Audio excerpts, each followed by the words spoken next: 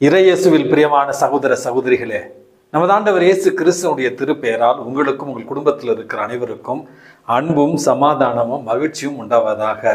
அன்புமிக்கவர்களே, December மாதம் 10ஆம் தேதி புனிதர்களுடைய பகுதியில் புனித ஜான் ராபர்ட்ஸ் என்பவருடைய நினைவு நாளத்தை கொண்டாடுகிறோம். ஆனாலும் இன்றைக்கு புனித லொரேட்டோ அன்னையினுடைய நினைவு நாள். அதனால நிறைய பேருக்கு புனித லொரேட்டோ அன்னையினுடைய அந்த வரலாறு தெரியாது, அந்த அன்னையை பற்றியும் உங்களுக்கு சில பேருக்கு தெரியாது. அதனால தெரியாதவர்களுக்கு புனித லொரேட்டோ அன்னையினுடைய அந்த வரலாற்றை உங்களோடு பகிர்ந்து கொள்ள விரும்புகிறேன். அன்புமிக்கவர்களே, இந்த புனித லொரேட்டோ அன்னை என்கிற இந்த international shrine of our lady, உலக புகழ்பெற்ற அன்னை மரியாளுக்கான அந்த திருத்தலம் என்பது இத்தாலி தேசத்தில் லொரேட்டோ என்கிற ஒரு இடத்துல தான் இருக்கிறது. என்ன இந்த லொரேட்டோ அன்னையினுடைய விசேஷம் அல்லது சிறப்பு என்று நீங்கள் கேட்கலாம்.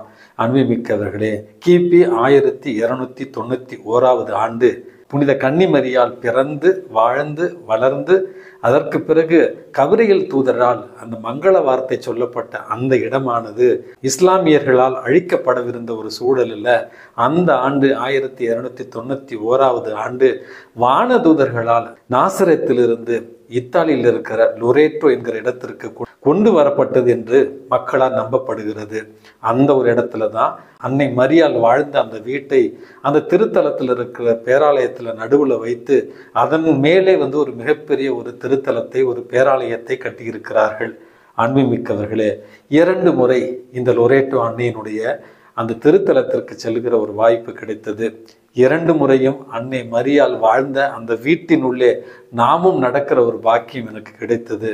இந்த ஒரு திருத்தலம் என்பது இத்தாலி தேசத்துல மிக பிரபலமான ஒரு அன்னையினுடைய திருத்தலம், உலகம் தழுவிய ஒரு திருத்தலம், எல்லா திருத்தந்தையர்களுக்கும் நெஞ்சத்துக்கு நெருக்கமான ஒரு திருத்தலம். எல்லா திருத்தந்தைகளும் இந்த திருத்தலத்தை தங்களுடைய நேரிடை கட்டுப்பாட்டுக்குள்ள வைத்திருக்கிறார்கள். அந்த அளவுக்கு திருத்தந்தையர்களுக்கு நெருக்கமான ஒரு அன்னையினுடைய திருத்தலம். அன்புமிக்கவர்களே, இந்த நாள் தான் இத்தாலி தேசத்துல அல்லது பல ஐரோப்பிய நாடுகளில் வான்படைகளின் நாளாக, வானூர்திகளின் நாளாக, விமான ஓட்டிகளுடைய நாளாக மற்றும் வீடுகளை கட்டுபவர்களுடைய நாளாக அனுசரிக்கப்படுகிறது.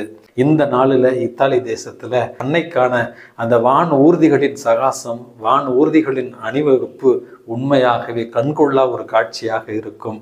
இந்த லொரேட்டோ அன்னையினுடைய பரிந்துரையால் நாமும் இயேசுவுக்கு நெருக்கமானவர்களாக, இயேசுவினுடைய உண்மையான பிள்ளைகளாக இந்த திருவருகை காலத்தில் வாழ வேண்டிய ஒரு வரத்திற்காக இன்றைக்கு மன்றாடி ஜெபிப்போம். அன்புமிக்கவர்களே, இன்றைக்கு நமக்கு கொடுக்கப்பட்டிருக்கிற நற்செய்தி வாசகத்தில் நமது ஆண்டவர் இயேசு கிறிஸ்து அழகான ஒரு உவமை சொல்லுகிறார். அதாவது காணாமல் போன உவமை.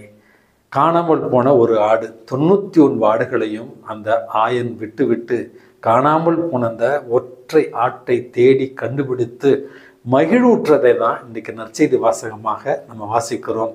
தந்தையாகிய கடவுள் நம் மீது எவ்வளவு அன்பு கொண்டிருக்கிறார். நம்முடைய குறைகளையும் நம்முடைய குற்றங்களையும் தேடி பிடித்து தண்டிக்கிற ஒரு கடவுளாக இல்லாமல் இரக்கத்தோடும் அன்போடும் கனிவோடும் நம்மை தேடி அரவணைத்து நம்மை மீட்டுக் கொள்ளுகிற ஒரு கடவுளுடைய அன்பை புரிந்து கொள்ளத்தான் இந்த வாசகமானது நமக்கு கொடுக்கப்பட்டிருக்கிறது.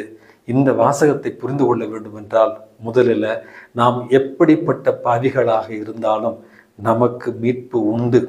மனம் வருந்தி மன்னிப்பை கேட்டு கடவுளை நோக்கி திரும்பி வந்தால் கடவுளுடைய பேர் இரக்கம் உங்களையும் என்னையும் மீட்டு கொள்ளும் என்பதற்கான சான்று தான் இந்த நற்செய்தி வாசகம். 2வது ஒரு செய்தியாக, திருவருகை காலத்தில் இருக்கிற நாம் கடவுள் இரக்கத்தோடும் கனிவோடும் தொலைந்து போன உங்களையும் என்னையும் தேடி கண்டுபிடித்தது போல நாம் வாழுகிற இந்த உலகில் தொலைந்து போனவர்கள், குரலற்றவர்கள், உதவிக்கரம் இல்லாதவர்கள், இவர்களை தேடி பிடித்து அவர்களுக்கு உதவி செய்து நாமும் கடவுளுடைய இந்த இரக்க பண்புல பங்கு பெற இறைவன் நமக்கு அழைப்பு விடுக்கிறார். அன்புமிக்கவர்களே, இந்த எல்லோ ரிப்பன்ஸ் அப்படி என்கிற ஒரு கதை சின்ன வயசுல எல்லாம் கேள்விப்பட்டிருப்பீங்க. கணவன் மனைவி 2 பேரும் ரொம்ப சந்தோஷமா வாழ்ந்துகிட்டு இருக்காங்க. கணவன் மீது ஒரு பொய் குற்றம் சாட்டி அவரை 3 ஆண்டுகள் சிறையில் வைத்து விடுகிறார்கள். சிறையில் இருக்கிற கணவனுக்கு மனைவின் மீது அவ்வளவு கொள்ளை பாசம் இருந்தாலும் மனைவியிடமிருந்து 3 வருடங்களாக எந்த கடிதமும் வரவில்லை. அவன் மனசுல ஒரு கலக்கம்.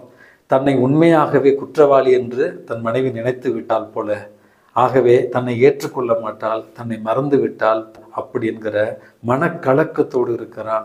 பல கடிதங்களை எழுதியும் மனைவியிடமிருந்து எந்த பதிலும் இல்லை. கடைசியில் ஒரு கடிதம் எழுதுகிறான், இந்த நாளில் நான் விடுதலையாக போகிறேன். என்னை நீ இன்னும் அன்பு செய்து ஏற்றுக்கொள்வது என்றால் நமது வீட்டிற்கு வெளியேறுகிற அந்த கிறிஸ்துமஸ் மரத்துல எனக்காக ஒரே ஒரு மஞ்சள் கலர் ரிப்பனை கட்டி விடுவது போதும். அதை பார்த்தால் நான் உன்னிடத்துல திரும்பி வருவேன்.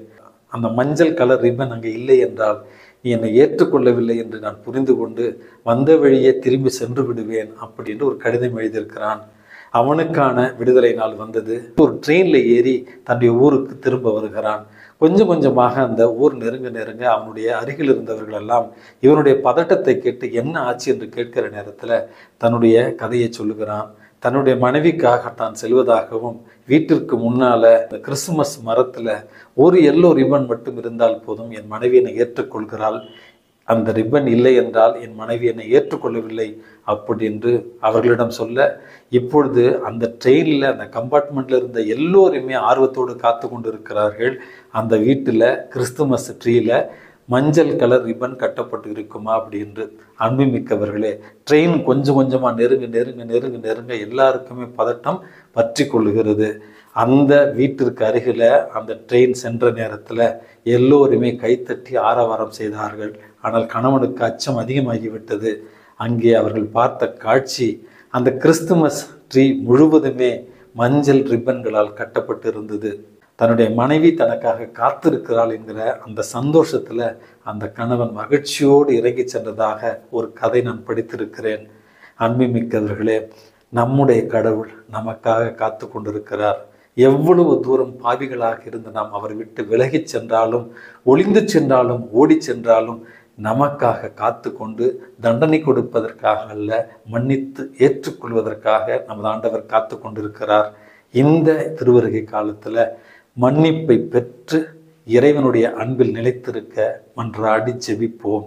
எல்லாம் வல்ல இறைவன், தந்தை, மகன், தூய ஆவி உங்களையும் உங்கள் குடும்பத்தில் இருக்கிற அனைவரையும் நிறைவாக ஆசீர்வதித்து பாதுகாத்து வழி நடத்துவாராக. ஆமேன்.